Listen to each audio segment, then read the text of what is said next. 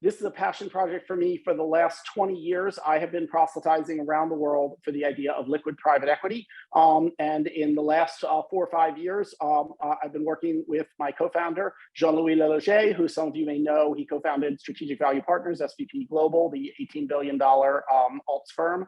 And so it was fantastic for me as a sort of academic from Harvard to be able to work with somebody who's actually built huge private equity funds and really understands what investors need and how to deliver it.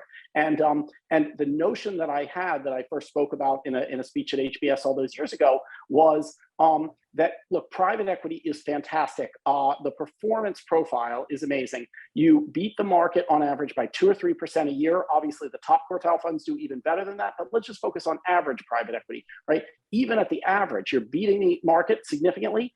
When the market crashes, you'll probably lose some money, but not nearly as much as the market does. You have very, very muted drawdowns relative to the market. If it's a mild crash, you might not lose anything at all.